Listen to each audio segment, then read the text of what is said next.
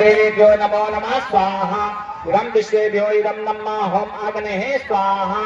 इदं अग्नेः इदं नमः होम प्रजापते स्वाहा।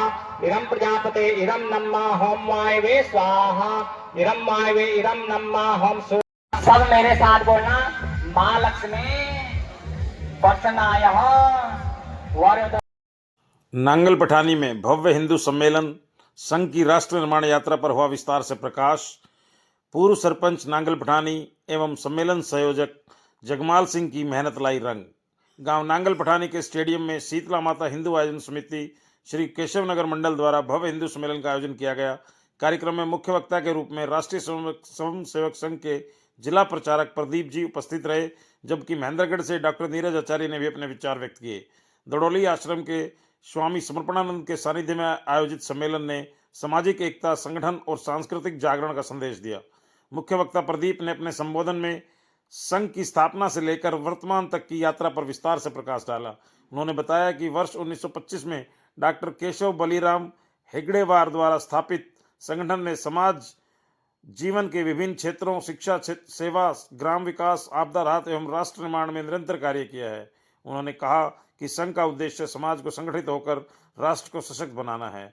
उन्होंने स्वयं सेवकों के अनुशासन, समर्पण और सेवा भाव को संगठन की मूल शक्ति बताते हुए युवाओं से राष्ट्र हित में सक्रिय भूमिका निभाने का आह्वान किया। आचार्य मनोज प्रसाद शर्मा, डॉक्टर सूरज आचार्य, सेवा भारती प्रांत शारीरिक प्रमुख श्रीमती मंजीत, निदेशक डॉक्टर यशपाल शर्मा, महंत सुजानगिरी नांगल पठानी सहित अन्य वक्ताओं के उद्बोधन को श्रोताओं ने सराहा। कार्यक्रम की अध्यक्षता डॉक्टर रमेश यादव ने की। लगभग 2000 महिला पुरुषों की उपस्थिति ने सम्मेलन को ऐतिहासिक स्वरूप प्रदान किया। विभिन्न विद्यालयों के विद्यार्थियों द्वारा प्रस्तुत सांस्कृतिक कार्यक्रमों ने वातावरण को भक्तिमय और उत्साहपूर्ण बना दिया। मंच संचालन एडवोकेट मंजीत राव ने किया। कार्यक्रम से पूर्व गांव के मंदिर से भव्य कलश यात्रा निकाली गई, जो डीजे के साथ पूरे गांव का भ्रमण करते हुए आयोजन स्थल तक पहुंची। स्थल पर आयोजित हवन यज्ञ में महिलाओं ने श्रद्धापूर्वक आहुति अर्पित की। अधिवक्ता परिषद के अध्यक्ष एडवोकेट रणधीर यादव ने अतिथियों का स्वागत किया, जबकि सम्मेलन संयोजक एवं पूर्व सरपंच जगमाल सिंह नांगल पठानी ने सभी का आभार व्यक्त किया। आयोजन में सह संयोजक डॉक्टर रामकृष्ण के श्री केशवनगर, निदेशक राव मनिंदर सिंह पब्लिक स्कूल हरिकृष्ण, तरुण पंच दयानंद, मुरलीपुर से राज सिंह बाबा, केशवनगर से अमित पार्षद, विजय सिंह, मास्टर ज्ञान प्रकाश, बाबडोली से अशोक शर्मा, योगेश, संजय तथा गुगोद से नवीन, राज सिंह, उमेद सिंह सहित अनेक कार्यकर्ताओं का सराहनीय योगदान रहा। सम्मेलन को समाज को संगठित, जागरूक और सांस्कृतिक मूल्यों के प्रति प्रेरित करने की दिशा में एक महत्वपूर्ण पहल बताया गया। आप देख रहे हैं अनोखा हरियाणा न्यूज, सामाजिक सरोकारों का सच्चा आईना। हमसे जुड़े रहने के लिए अनोखा हरियाणा न्यूज चैनल को सब्सक्राइब अवश्य करें। यदि आपको खबर ठीक लगे तो लाइक, कमेंट और शेयर भी कर दें। अनोखा हरियाणा न्यूज के लिए मनोज गोयल गुड़ियानिया की रिपोर्ट।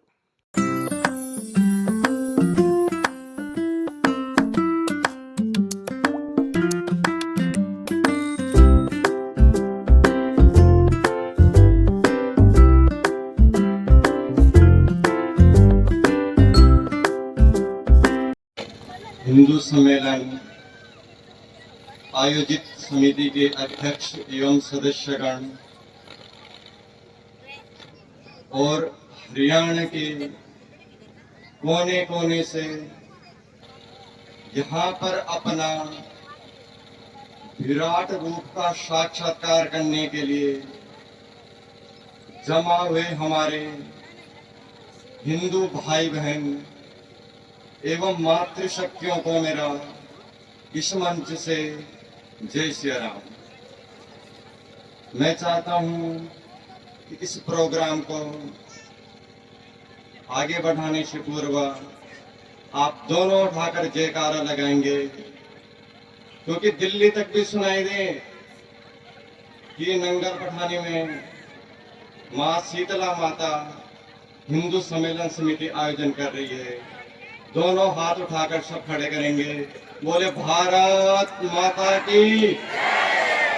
यदि आप थोड़ा योगी जी तक भी पहुंचाना चाहते हो तो थोड़ा और जोर से बोल दो, बोलिए वंदे।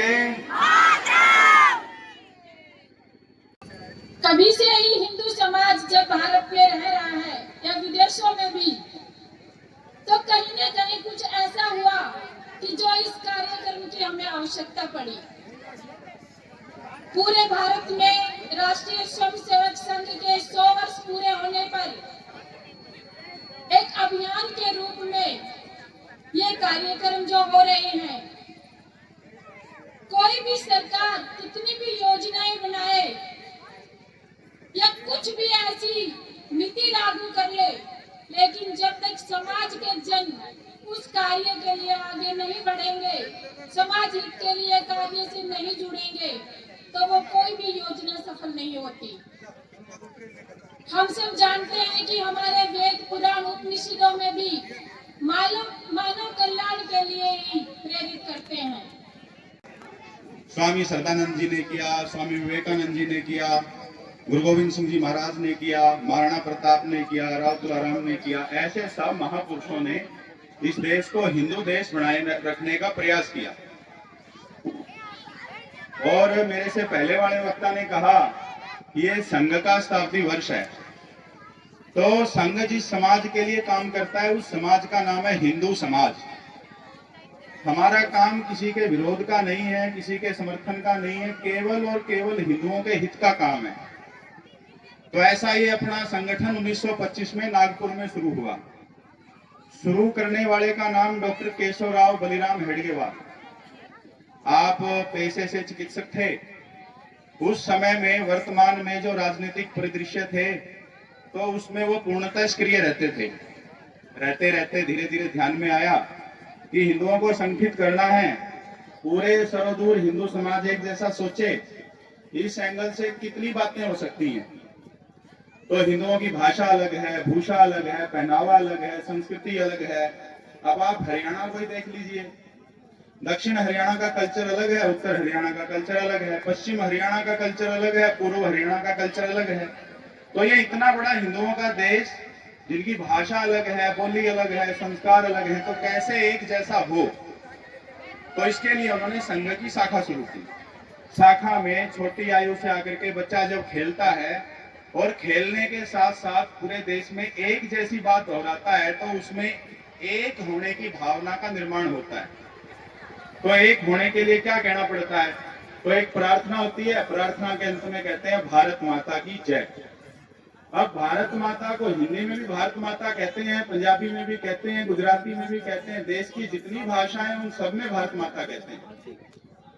1925 में जब संघ शुरू हुआ, इसकी शाखाएं लगनी शुरू हुई, तो उस समय अंग्रेजों का राज था। अंग्रेजों से भी लड़ना है, देश को स्वतंत्र भी कराना है और हिंदू समाज का संगठन भी करना है। ऐसे सारे काम करते करते डॉक्टर हेडगेवार ने बहुत सूझबूझ से हमें एक पूरा एक जैसा चिंतन करने वाली एक पद्धति दी। उस पद्धति का नाम शाखा है। 1925 में संघ शुरू हुआ, तब से लेकर के और देश की आजादी 1948 तक संघ को विरोध झेलना पड़ा। एक दूसरों की सत्ता का विरोध, एक अपने समाज में एकाकार की भावना न होने के कारण, तो धीरे धीरे समाज में एक प्रकार की अस्वीकार्यता का भाव रहा। 1948 से लेकर के और 1977 तक संघ ने समाज जागरण के लिए अनेक संगठन बनाए और उन संगठनों के माध्यम से समाज को जागृत किया। उसमें भारतीय किसान संघ बनाया, भारतीय मजदूर संघ बनाया, अखिल भारतीय विद्यार्थी परिषद बनाई, विश्व हिंदू परिषद बनाया और धीरे धीरे समाज के जागरण का काम किया। दुर्भाग्य से 1948 में महात्मा गांधी की हत्या हो जाती है और संघ के ऊपर प्रतिबंध लग जाता है। उस प्रतिबंध में से भी निकलना पड़ा। अपने लोगों के बारे में तब भी मन में कोई गलत भाव नहीं आया, हमारे अपने हैं। राजनीतिक विरोध के कारण हो सकता है उन्होंने किसी कारण से इस बात का विरोध किया हो। 1962 और 65 के युद्धों में संघ ने अपने देश की सेना के साथ कंधे से कंधा लगा करके काम किया और 1963 के गणतंत्रता दिवस में हमारे देश के प्रधानमंत्री जवाहरलाल नेहरू जी ने संघ के स्वयंसेवकों को पूर्ण गणवेश में आकर के और नई दिल्ली के गणतंत्रता दिवस समारोह में शामिल होने के लिए आग्रह किया। ऐसी अनेक बातें उस दौर में से गुजरी। इसके साथ साथ अपना देश धीरे धीरे उस दौर में से भी गुजर गया और एक दौर आता है 1947 से लेकर 1977 से लेकर के और 2000 तक का, जब संघ ने जन जागरण के माध्यम से राम जन्मभूमि, राम सेतु बचाओ आंदोलन, गोग्राम यात्रा, ऐसे अनेक जन जागरण के काम किए जिससे समाज में हिंदू के प्रति श्रद्धा बढ़े। और आज भगवान श्री राम का भव्य मंदिर, आज अपने देश में अपने देश की बदलती हुई सांस्कृतिक विरासत, आज हिंदू अपने आप को हिंदू पर गर्व करने के लिए जो गौरवान्वित भाव उसके अंदर है उसमें लगा हुआ है। ये 100 वर्षों की यात्रा है। अब ये लगभग 2,78,000 घंटे चली यात्रा को मुझे आपको 10 मिनट में बताना है, तो वो भी कितनी ध्यान में आएगी। तो इसको पढ़ना चाहिए। अभी जो संघ के साहित्य की जानकारी आई, जब आप उसको पढ़ेंगे तो आपको ध्यान में आएगा कि ये 100 वर्षों की यात्रा इतनी आसान नहीं थी। आज ये सर्वदूर हिंदू समाज हिंदू सम्मेलन कर रहा है, तो हिंदू समाज के सामने अनेक चुनौतियां भी हैं। छोटे होते परिवार एक चुनौती है, समाज में जाति पाति का भेद एक चुनौती है, पर्यावरण हमारा बिगड़ रहा है एक चुनौती है। तो इन सबसे निपटने के कुछ काम संघ ने बताए। तो परिवार की समस्याओं से बाहर निकलने का एक तरीका है भजन भोजन भ्रमण परिवार के साथ। अपने परिवार के साथ भोजन करिए, अपने परिवार के साथ भजन करिए, अपने परिवार के साथ किसी धार्मिक यात्रा पे जाइए। अपने समाज को बचाना है तो कुआं शमशान मंदिर एक, तो सभी हिंदू अपने व्यवहार में एक की भावना लेकर के आए। तो हमारे कुएं तो अब रहे नहीं, तो मंदिर और शमशान है, तो उनको एक कोई भी हिंदू किसी भी मंदिर में जा सकता है, कोई भी हिंदू किसी भी शमशान में जा सकता है, ऐसा भाव अपने सामने आना चाहिए। फिर हम घर में रहते हैं, घर हमारा समाज में है, समाज इस पर्यावरण में है, तो पानी बचाना, पेड़ लगाना और प्लास्टिक हटाना। चौथी जो बड़ी महत्वपूर्ण बात है वह है अपने स्वत्व का बोध। हम कौन हैं, हम कौन थे, अब हम क्या हैं, हमारे महापुरुष कौन हैं।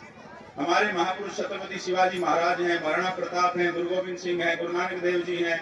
तो ऐसे अपने महापुरुषों को याद रखना, स्वदेशी जीवन भाव रखना। मेरे देश की बनी अधिकाधिक वस्तुओं का मैं प्रयोग करूंगा। अंतिम बात है अपने देश के नागरिक कर्तव्यों का पालन करना। हमारा ये इतना बड़ा देश, ये देश कब समृद्ध होगा, जब इस देश के लोग इस देश के बनाए नियम कानूनों का पालन करेंगे। हेलमेट लगा के मोटरसाइकिल चलाऊंगा, सीट बेल्ट लगा के गाड़ी चलाऊंगा, लाइन को तोड़ूंगा नहीं, सामने वाला कोई बात कह रहा है उसकी पूरी बात को सुनूंगा, फिर जवाब दूंगा। और केवल जवाब देने के लिए नहीं सुनूंगा, तो समझने के लिए सुनूंगा। सुनने से क्या अच्छी बात है उसको जीवन में धारण करूंगा, कौन सी बुरी बात है उसको छोड़ दूंगा। तो ऐसा ये जो अपने देश के नागरिक कर्तव्यों का पालन करना, पड़ोसी धर्म का पालन करूंगा, गांव धर्म का पालन करूंगा, राज्य धर्म का पालन करूंगा, देश धर्म का पालन करूंगा, और जिस बड़े हिंदू धर्म में मैंने जन्म लिया है उस हिंदू धर्म का पालन करूंगा।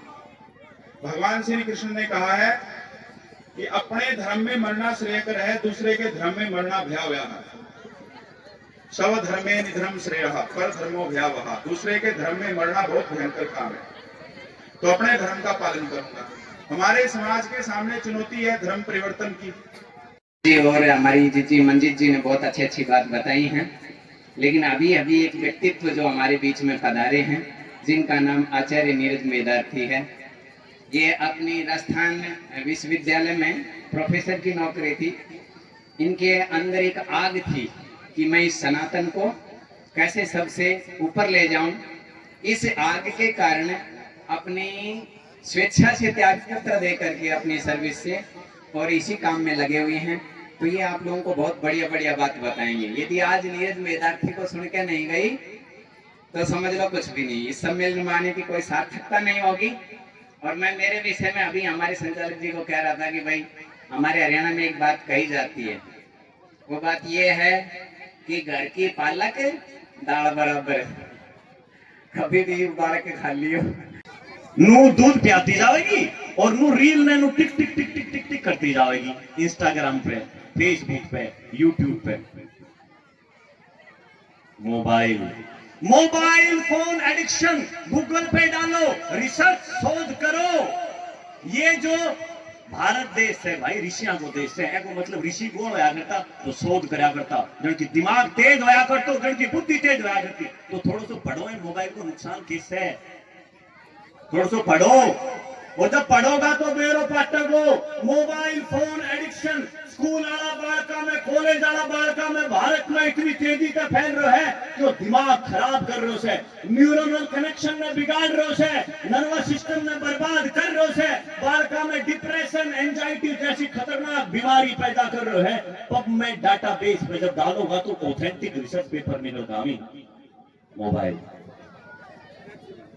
और जब उन्हें छोटा बालक ने सबसे बढ़िया खेल आगे, माता जी बताइयो, जी बताइए, छोटा बालक ने सबसे बढ़िया खेल आगे। नहीं बालक तो बोलो बेटा तुम्हें बता तेरे गोड़ बढ़िया लागे गोदी, मैं बोले मैंने तो गोदी बढ़िया लागे, गोड़ को के बेरो, तो गोदी को मतलब कि बालक में सबसे बढ़िया लागे कि मैं मेरी माँ की गोदी में रहूं, मैं मेरा पिता की गोदी में रहूं, मैं दादा की गोदी में आऊं, मैं मेरी दादी की गोदी में आऊं। लेकिन वो कहाँ की गोदी में ऐसे, फोन की गोदी में, कहाँ की गोदी में जी। इसलिए ये बड़ो खतरनाक काम हो रहा है सनातन के साथ, हिंदू के साथ सबसे खतरनाक काम हो रहा है। फिर वो आगे चल के बड़ो होते जाओ से, बड़ो होते जाओ से, बड़ो होते जाओ से, शिक्षा व्यवस्था में जाओ से, पढ़े से, तो फिर 9वीं 10वीं हो जावे है। लेकिन 9वीं 10वीं होने के बाद भी उन्हें नूना बेरो रखे 69 के उससे 79 के उससे और 89 के उससे मार कहीं बालक नहीं बेरो बेरो 69 कितना उससे 69 को मारा कहीं भी बालक ने हिंदी में 2 को पढ़ा नहीं आवे, 4वीं 5वीं का बालक ने मारा कहीं भी बालक ने नूना बेरो 79 कितना होसे, मारा कहीं बालक ने नूना बेरो 89 कितना होसे, मारा कहीं बालक ने नूना बेरो कि भाई 4-5 क्रांतिकारी का नाम तो बता। कोई वैदिक शिक्षा नहीं। और फिर वो क्या करे, मैं आयो ना तुम रास्ता पे एक बेटो मिलो, उनकी उम्र थी 28 साल।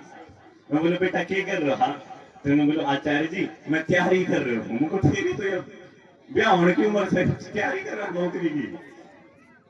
देखो बड़ी ध्यान से, जापान से लेके यूरोप से लेकर जितने धर्म है, इस्लाम है, ईसाई है, इनके बारे में एक और विशेष बात, नशा नहीं करते एक बात, दूसरी बात ये अपना बालका ने 15-15, 16-16 साल में एंटरप्रेन्योर बना दी ही, उद्यमी बना दी ही, पूंजीपति बनी ही, पूरी दुनिया का धनपन को कब्जों से।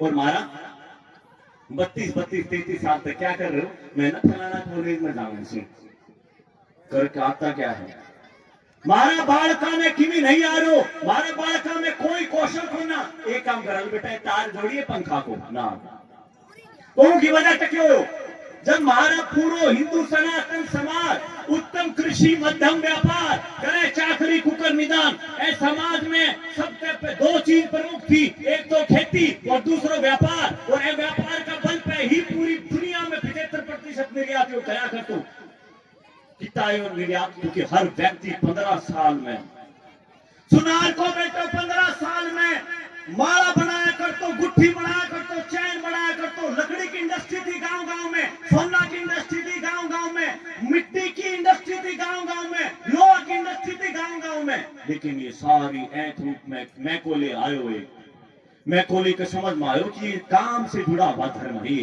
अनक ज्यादा, क्योंकि महाराज में वेद लिखा हुआ डिग्री इतना कम थी, वेद बनाया, तुमने कही ज्यादा ना काम से जुड़े हुए लोग हैं, इसलिए सबसे पहले मैकोले ने सोचा इनकी मूल व्यवस्था पे जो शिक्षा तो काम से जोड़ के उसको बर्बाद करो। उन्होंने अपनी एक मिनट्स बनाई, मैकोले मिनट्स, गूगल पर पढ़ियो सारा मैकोले मिनट्स, उन्होंने क्या लिखो माता जी बताओ क्या लिखो मैकोले ने लिखो भाई जब हम चला जावांगा बरात है तो मैंने ऐसा बीज बो दिया कि भारत का परिवार में जो बालक पैदा होगा पैदा तो भारत देश होगा, लेकिन विचार थे, मोरल थे, एथिक्स थे, नियम थे, सोच थे, संस्कार थे, क्या होगा अंग्रेज। दानवीय दत्त का प्राबल्य होता है, कभी तब उस दत्त का दमन करने के लिए कभी मनु, कभी छुआगु, कभी पुररवा, कभी ययाति, कभी रघु, कभी दशरथ, कभी राम, कभी युधिष्ठिर, कभी विक्रमादित्य, कभी भोज, कभी सांगा, कभी प्रताप, कभी शिवा, कभी राजगुरु, कभी सुखदेव, कभी भगत सिंह, कभी केशव, कभी माधव, कभी श्रद्धेय सुधीर जी, कभी श्रद्धेय इंद्रेश कुमार, कभी श्रद्धेय मोहन भागवत, कभी अटल बिहारी वाजपेयी, कभी नरेंद्र मोदी और कभी योगी जैसे देशभक्त इस तरह पर अवतरित हो जाया करते हैं। आपकी इसी चेतना को प्रणाम करती हूँ। एक और दुर्दांत